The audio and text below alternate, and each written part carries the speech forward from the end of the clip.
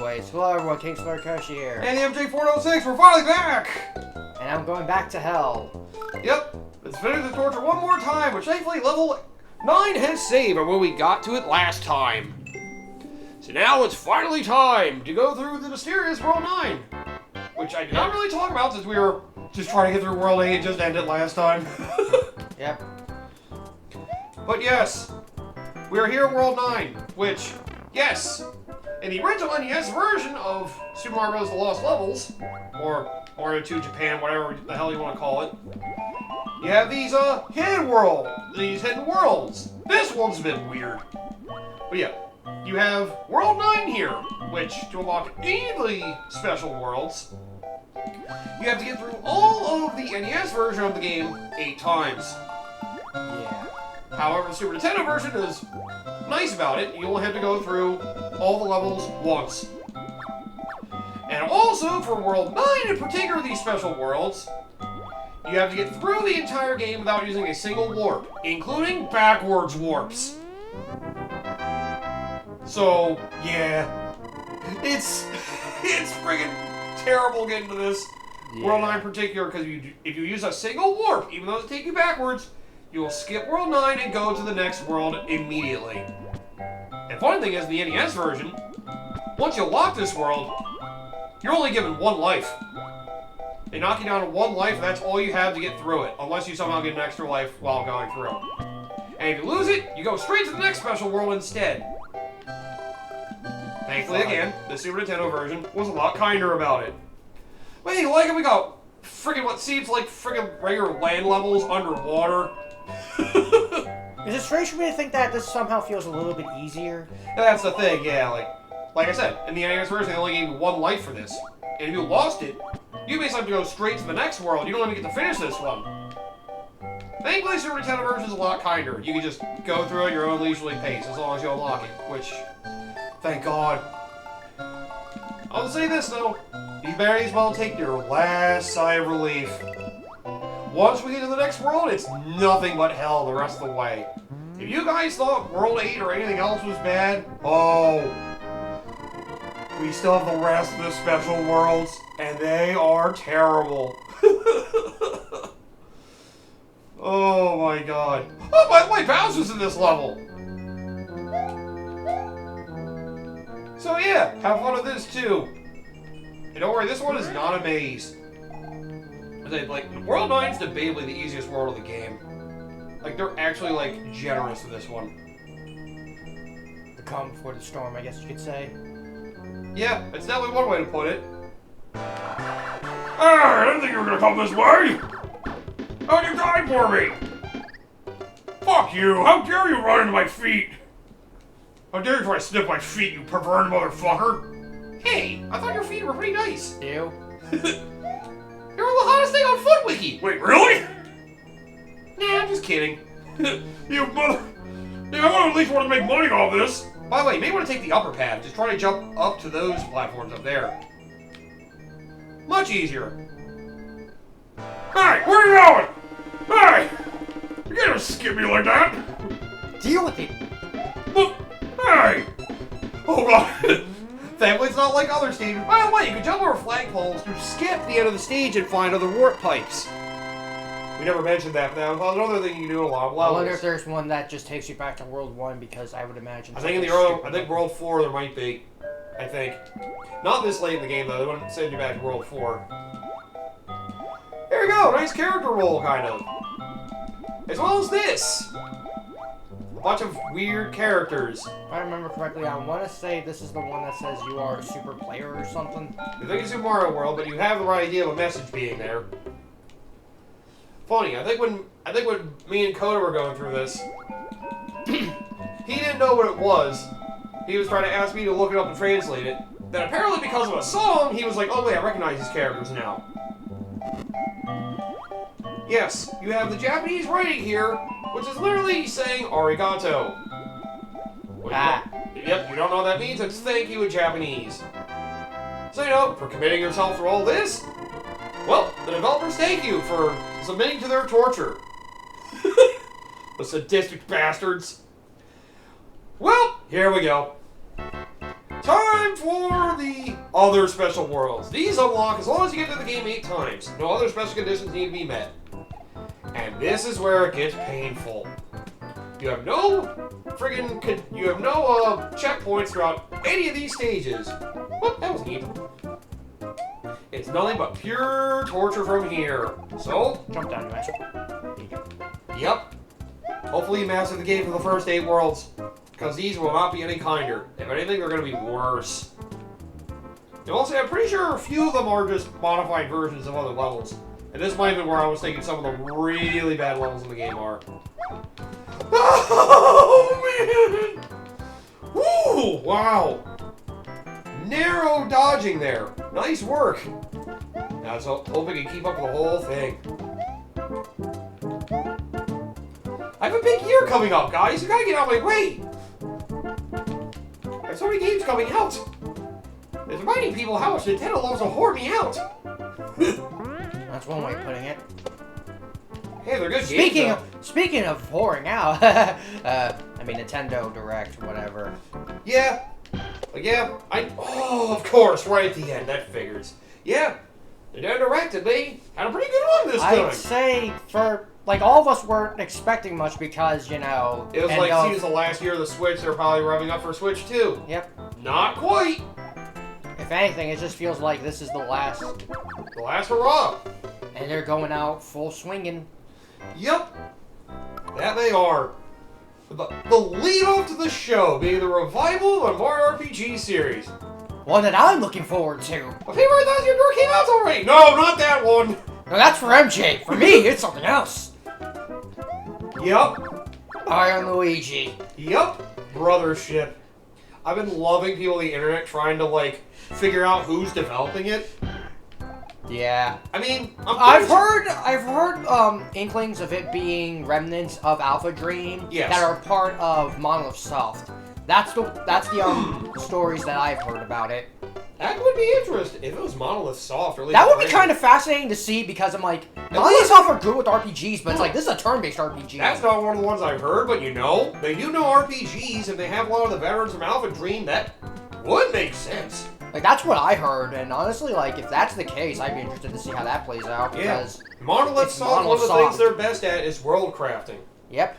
And, with how important a lot of platforming mechanics are in the Mario Luigi games, that could be really interesting.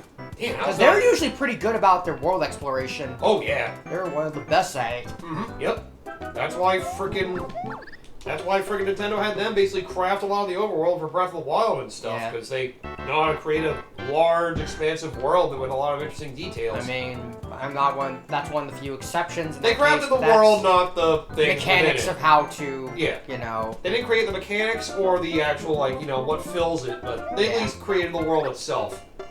Which does have interesting landscapes, but, the game's empty. We know that already. Yeah, I mean, but then again, that's just me drilling in, because with their actual games, with the Xenoblade games, even Xenoblade X, from what I heard, which a lot of us were kind of hoping that Xenoblade Chronicles X would get remastered for, if at least not this one, the Switch 2. Yeah, which I know a code name that's been getting thrown around potentially is Attach.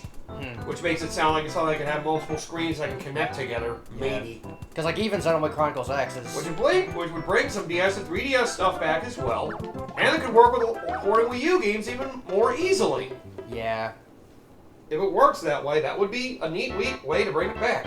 And it would actually make a little more reasonable sense why they shut down the stores for 3DS and Wii U. As dickish as it still is, but, again, I'm not saying it's likely that's... Then again, that's a different factor to talk about altogether.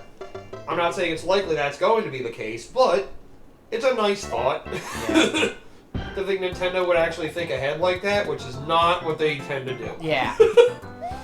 Not at all, but yeah. The rumors I've been hearing, I laughed at. People were saying, some of the other companies, like Grezzo. I was like, why would it be Grezzo? They're working on The Legend of Link. Come on. Yeah. In case you guys aren't aware, yes, we're talking about the new Zelda game that actually stars Zelda for once and isn't a pile of shit. I mean, I'm still kind of on the fence on that. I mean, I need to see more of that. That's another one, I'm intrigued. I'm interested, but something about how it explores the world, what I'm looking more for is the flow. Yeah. Like, there's definitely not a lot of, like, combat to speak. Yeah, At but I'm least like, with the I'm not trailer gonna sit they here and showed. subjugate it just because of that, because, Yeah. I mean, Zelda Yeah. is the brainchild of the Triforce, I guess you could say. Wisdom, yeah. Yeah, she's basically the goddess reincarnated. And she, you know, holds a Triforce of Wisdom, you know. They really showcased her tool, basically just take a lot of objects in the world, basically just be able to replicate them and use them to solve puzzles, which... It depends on how well they use it. That could be really neat. Yeah. I just hope they bring back regular dungeons. Like... Yeah, that's really the biggest thing I'm concerned about, is just... Seeing it's following a lot of, you know, a link between the Link's Awakening remake style, I would think they would. You know, I'm pretty sure Grezzo does have a hand in that, even though they haven't said. I mean, the graphical style is so similar. If Grezzo didn't have a hand in that, I would be surprised. Because they did friggin', yeah, they did Link's Awakening remake, so, you know. I'm sure Nintendo's co-developing it with them, but still. The other one I heard, which shocked me even more than somebody suggested, was Next Level Games. Like, I have a lot of rebuttals for that. First of all... Next Level Games, that's not their... Exactly. It's not really their forte. They've never done a game like that before. I mean, I can see why people might think that, because it's been a while since Mario Strikers Battle League came out. And they haven't had a game for, like, 2 years now. Or maybe, like, a year and a half. Either way, it's still a little soon, and it doesn't really seem like their forte. I just hope they're not the ones who did Luigi's Mansion 2 HD. Although they're going to be on a small team as well. It could be a B team as well, which is another thing. Kind of like what happened with Retro Studios porting Donkey Kong Country Returns and... Oh wait, I'm in Tropical Freeze, oh, speaking of which... Yeah. Donkey Kong Returns! What the fuck? All returning. Yes. Return of the Returns. I That is not retro, at least. Then again, with retro... Oh, we finally got the footage! It's finally confirmed. And Yep. it's also on Switch. Yes, and it looks great. Yep. Yo, dude, the fact that he confirmed Silex is there, his intro looks so badass, dude. Yeah. He looks so good. Yeah, like, the thing is, shot, I looked at it a couple times, like, wait, are those Metroids following his command? Oh, fuck. Yeah, like, I see the Metroids behind him as I was seeing the, like, replay. I'm like, Yep. oh, God. They remind me of something I've heard faintly. One of the only reasons that I've wanted to go look at Federation Force, like, actually, like, see the cutscenes. Apparently being the last mission of that game gets you a secret cutscene that basically has Psylocke breaking into the Federation or whatever and stealing a Metroid egg that hatches. And it imprints on him. Oh. Yup, just like what happened with Metroid 2 with Samus. Well, Federation Force is canon, guys. I mean, honestly, for what it's worth, like I said, if it's the Prime Federation Force, I'm willing to let them be, because honestly, they at least have more interesting going on than the actual Federation mainline series. Yep. Like I said, Federation Force, I feel like is a game that just came out at the worst time. Yeah. It was a very kiddie-style game, and it freaking wasn't a mainline game. It was multiplayer like focused. the last major Metroid game we had was friggin' Other M. So, Would you take Prime Federation Force over Other M, though? That's the real question. I want to play Federation Force more. Yeah, I would want to play it. I don't know if you need multiplayer for it, though, because that would be kind of a downer. That's the big thing I'm concerned about, is like, I think you can do it single player, but I think the AI stinks, if I've heard. Yeah. I would like to get that game and try Maybe it they'll out. But the thing maybe they'll remaster it for Switch. Who knows? you know, honestly, that would be an interesting way to, like, how they did with Zelda, and they gave us, you know, the Hyrule Warrior stuff, and then they gave us, to tide us over for Breath of the Wild. They could do the same thing for Prime 4. Well, then again, Prime 4, yeah?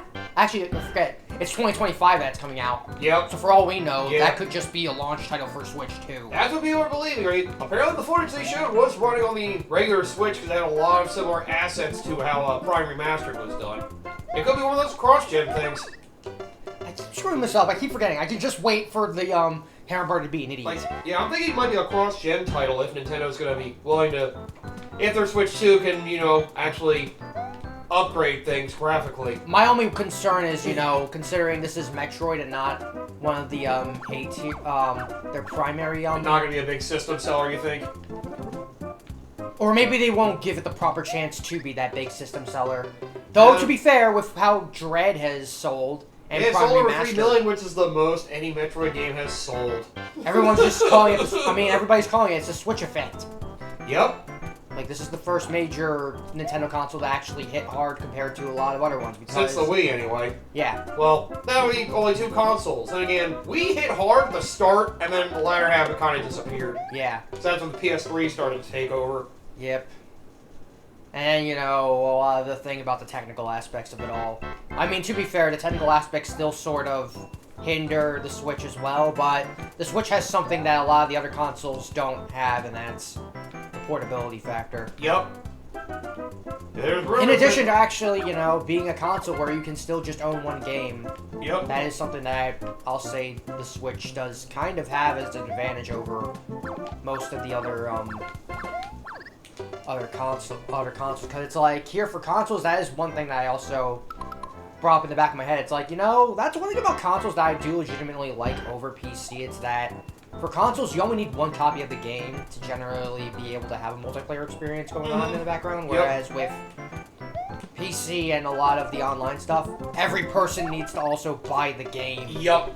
Which is something that that's kind of been stuck in the back of my head as something that's actually kind of served as a detriment that, I don't know, I feel like nobody really talks about because everybody just expects everybody to buy the game, I guess. Yeah. But I do think it's worth talking about as a criticism because that is an advantage that console games. That's why people still love Nintendo, the fact they try to keep split-screen gaming for a lot of their things. And that's the reason why, for, like, I know there's, like, a lot of games that show up on, like, Steam, like Streets of Rage 4 and then the new, like, TMNT game and River City Girls, like, but I don't buy them for the Steam, because, you know why? Because it's like, I gotta sit here and basically have every single person in my party that wants to play the game own it. But versus if I buy it on a console. If you can connect multiple controllers to the PC, I think you can do multiplayer. But we still need to be in the local area, and at that point, it's like, what's better? Being in front of a 20-inch, or however... a big screen, TV screen, Yeah, like a big TV screen or a small computer screen. Maybe the computer screen's better. The computer screen has the better resolution. Yeah, it's great. Guess what? It's still like 2 feet. It's still like 2 feet in radius that we need to see or whatever. Joke's on you. I use a big freaking PC monitor for all my console gaming. It's like, I mean, someone could argue that. It's actually something that I actually found like a fascinating way to work around it is when I was at my brother's bachelor party up in, I want to say it was the Poconos, but yeah, one of the things was what they did was they had a projector. That's what it was for Xbox 360. Not Xbox 360, but the Xbox. I forget what the latest one was. One or Series X, whatever. It's one of those modern ones, but yeah, I was playing Sigma, but the thing was, like, they didn't have a TV, they just had a projector attached to them. Like, you know, that actually isn't such a terrible idea. Yeah, projectors are nice. Projectors are kind of a powerful tool. You just gotta give it something to reflect on well, and well, projectors do tend to have input lag. Yeah, but I mean, I'm sure some of the really good ones don't, but a lot of them tend to. One thing I also have to consideration is, are you the kind of person that plays try hard? Because that's another thing that I have to pencil in. It's like, yes, it is for the better experience, but unless you gotta sit here and fucking argue with me that I gotta be playing try hard the entire time. Yeah. I'm sure it could be worse somehow. Yeah. Yeah, that's something about like PC game that I've honestly kind of slowly been the multiplayer aspect is definitely easier to handle on consoles at most of Nintendo games, and maybe you don't think about it, some of the first-person shooters and sports games still handle pretty well. Oh, yeah. I mean, well, actually, I don't know how well Call of Duty still handles split-screen multiplayer, if at all. They don't do split screen, is the thing. Right. Even Halo. A lot of series have gotten rid of that split screen multiplayer aspect. Yeah. Because they expect everyone to just be online all the time. Yeah, that is something that has kind of sucked. Thankfully, Nintendo remembers to keep their friggin' roots Nintendo's pretty good about it, but also fighting games. Yeah. Because fighting games always they depend on two people. They depend on people meeting up. for like, you know, those special tournaments and stuff. Yep. Speaking of which, I need to get back to Tekken 8 at some point, because I've seen a lot of the updates for it, and they look very good. I always just see clips of people just using King to abuse people. Just grab Oh yeah, King's gonna get a fucking retribution, because one of the things I've seen is the nerf to grabs, because you can finally sidestep them again. I was gonna say, his grabs just look fucking broken as all hell. There is ways to like parry it in that, but the problem is parrying is the only way you can really counter fighting against King. But now they actually fixed it so that his grabs actually you can sidestep them again, which is something that a lot of people have been clamoring for, because it just felt like in Tekken 8, yeah, it's like the game is aggression, which I personally like, but I can definitely see it as a criticism, and I also felt the receiving end of it as well, where it just feels like you're stuck in a loop of basically just losing all your HP, and there's not a whole lot you can really do to fight back. Basically his grab just grabs you, he just rolls around with you. It's like, what the fuck is this grab? This bullshit. Yeah. It knocks out like half your health or more. It's like, what the fuck? Who thinks this is fair? What the fuck? I mean, I guess in a way it's somewhat realistic for how fighting would go, but this is fucked up for a game. God damn. Yeah. And again, fighting games have always kind of gone through a lot of balancing and tweak stuff just to try and make it so that anyone can play in a way. Yeah, I feel like Tekken 8's kind of overshadowed Street Fighter 6. I haven't heard people talking about Street Fighter 6 in a good while. Yeah, and I know Street Fighter 6 did have like the DLC for Bison. Yeah, I know that was. Oh, I know that was something people were talking about for a little bit. Yeah, but like of the games, Tekken seems to be the one that came out with the most firm foundation. Yeah. And another thing is also just the community for Tekken is very vocal. Mm-hmm. For better and for worse, but they are very vocal, and a lot of the developers behind Tekken do listen. Yeah. And they also know how to have fun with it as well.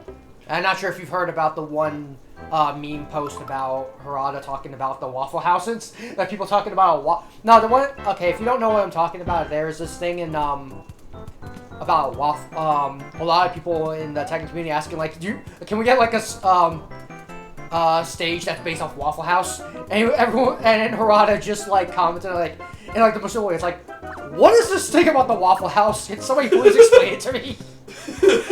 And someone explained it to him about how like the employees are. There was like a clip around like one of the posts of one of the Waffle House employees doing some crazy like, I can't remember exactly what it was, but it's like some weird like martial arts shtick going in the background, and it was amazing. Yeah, weird. I haven't heard about that one. That does sound pretty funny though. Yeah, I heard about that. Like that shit was actually kind of funny. I'm like, okay. Because Harada is like one of the few people that, or at least when it comes to Tekken, like the community is pretty vocal about it. Oh, speaking of fighting games, I forgot. One of the bigger announcements people took away from the Nintendo Direct.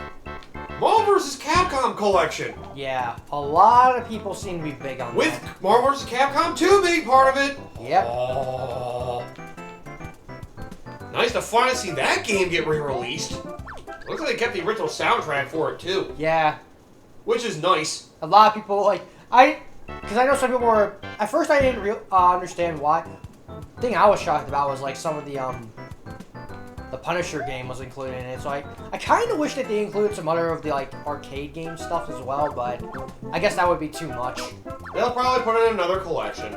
Yeah. Capcom has a lot of those after all. But yeah, this is also Capcom as well, so I have to imagine that a lot of those games are out of Capcom's jurisdiction. I mean, I did buy their Arcade Stadium series, both packs. Partially because, one, they were on sale, and two, it's one of the only ways I could play the two Mega Man arcade games. Ah, yeah. Because I think they were both in the second one?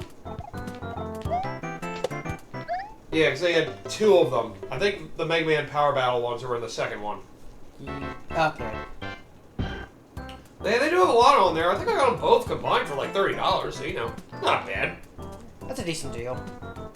For games that are either hard to come by anywhere else or emulating. Or speaking of Capcom, with there's this new game that's been making the rounds, a completely new IP. I forget what it is, but it's like it's really hard to describe how the game works, but it's almost like,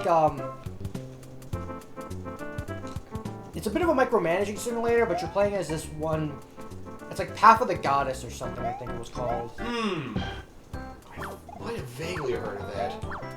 I actually had that in my wish list because it is technically a new IP, and I was kind of interested in it. Yeah. Though I was kind of like on and off about it because those kind of micromanaging games are kind of not my... Like, if you've heard me talk about Pikmin or whatever, it's like, Right. I respect it, but it's not my kind of game. I was gonna say Stardew Valley, but that is different. That's more of a life sim. That's a life sim, and I don't hate them, it's just, you know, I don't want every single game I play to be the life sim, if that makes sense. Yep, I get you. Fuck you! Now I just have to survive all this. Ow! The fucking having to jump on the Koopas! God damn it! And we only just started World A! Oh god. But yeah, yeah, I'm pretty sure it's... I like your theory of it being like a little branch of Monolith Soft that took in some of the Alpha Dream people. That could be interesting. That's what I heard. And if that was the case, then that would be interesting to see. I was just thinking it'd be similar to like what happened to the Mario Party team, where just they became a new company and then just started anew. I mean, for all we know, we don't know that much about what's going on with Brothership. Exactly. We just know that it exists, and there's actual gameplay of it too, so it's not... It looks very faithful to how the Mario Luigi series was. Yep, and it looks amazing.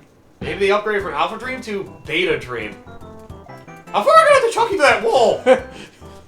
Oh, that's gonna tell me it's Sigma Dream. Oh, for God's sake, if it's Sigma Dream, I think we're done for. What the fuck are these two doing? Yeah. Because they can't keep their ego in check.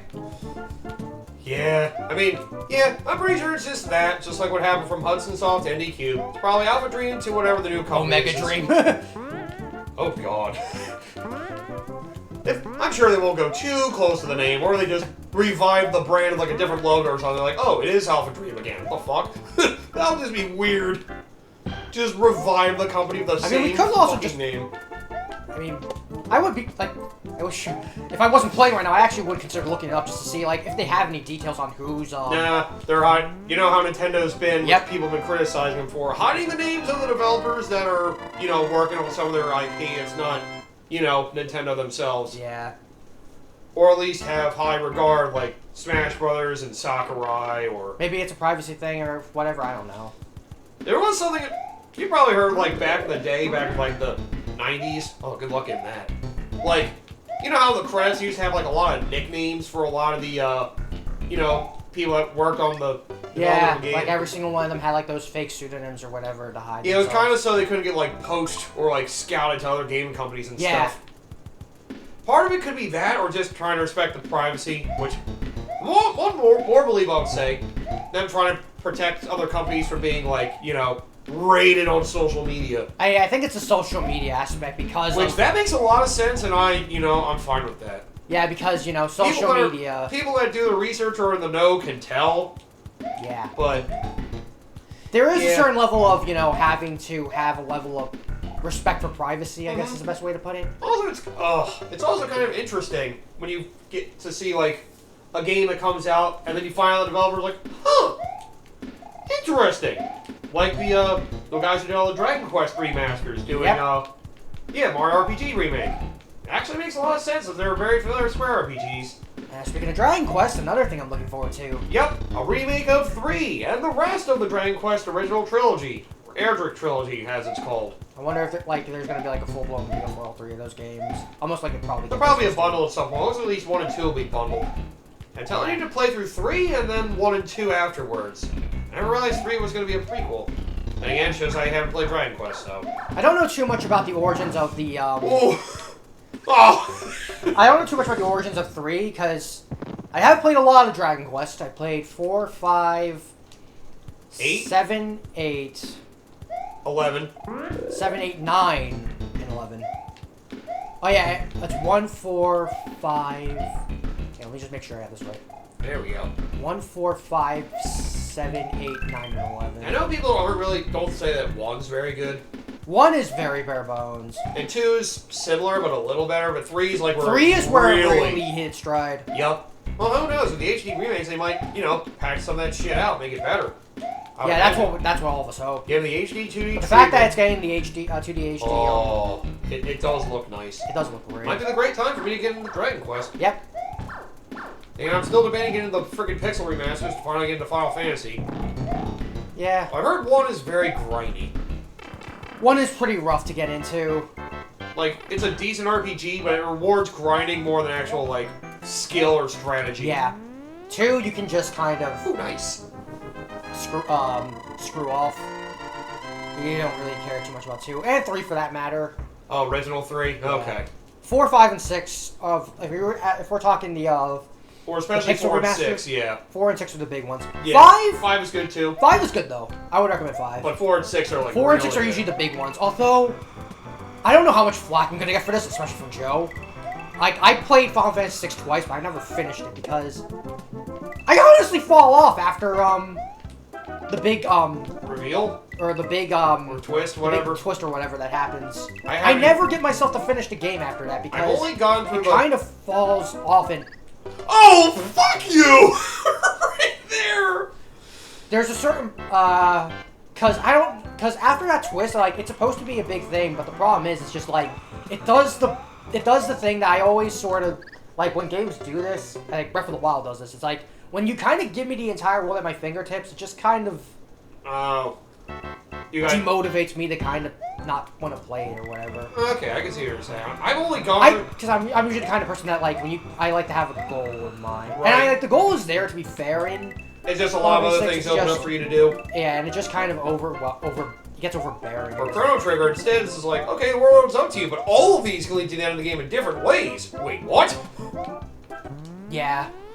Chrono Trigger, in a way, it's weird, because I guess it's because of how Chrono Trigger handles it, where it's just like, it's the same world, but traveling in different points in time. Yeah. So you get to see, the world at different points in time, so it all kind of stands out. Yeah. The fact that there are a lot of ways to go to the end of the game does encourage replay value, trying to go through the different paths that get you to Lavos or whatever.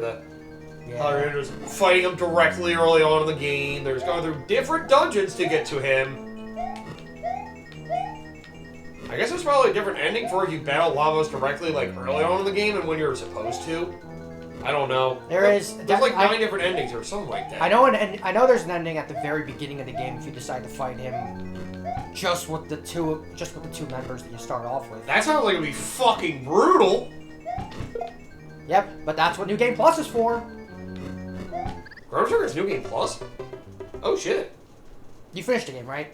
I basically got to the point I could get to Lavos, but I never got to the end of it. Okay, so I'll explain this much, that the reason why all those endings exist is because there's New Game Plus. So basically you can explore to get to all the other different endings. Yep, to get all the other endings. Oh, that's nice. Wow. I didn't realize a game that early on had a New Game Plus feature.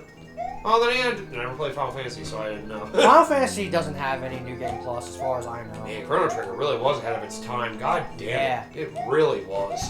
It's an RPG for the ages. Yep. That's why it's still... I haven't even beat it. It's still my favorite RPG of all time. Just remembering my journey with it up to that point is like, oh my god.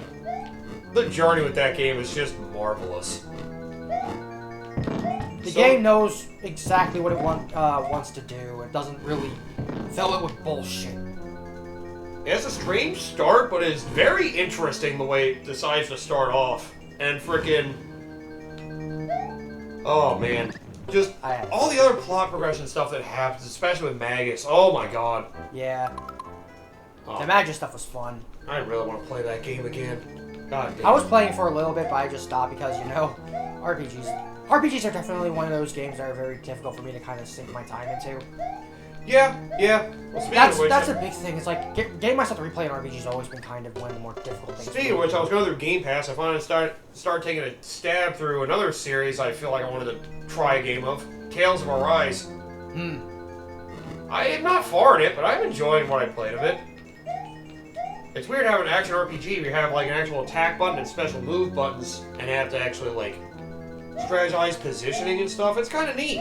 Yeah. And elements. There's a lot of depth to it. Like, goddamn. Yeah, I do like the Tales series.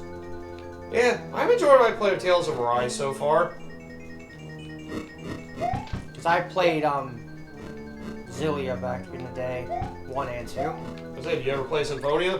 I played a little bit of Symphonia, but I wasn't super big on that one. I know people hate the remaster because it went off the PS2 version, which technically had, like, more content or something, but was, like, not as good as the GameCube version.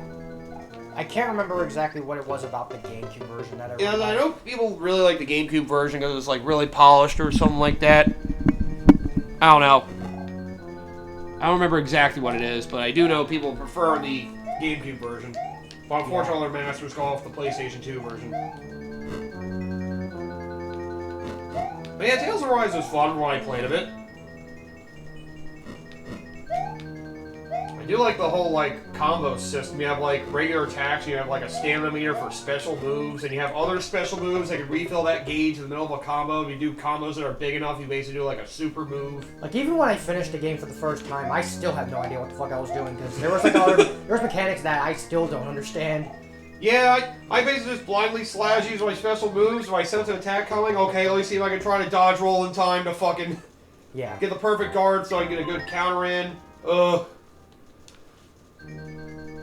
I am enjoying my time with it, though. I was more doing it just to get, you know, Game Pass points so I can keep getting free months of Game Pass, but, you know, having fun with it. Yeah. The only games I've been playing was on Steam. I was playing... Have I told you about Lost and Tales? I don't think you told me about that one. Okay, so, you know top-down Zelda? Yes. Basically, that game is just kind of like the spiritual successor to it in a way. It's Okay. basically top-down Zelda. Okay.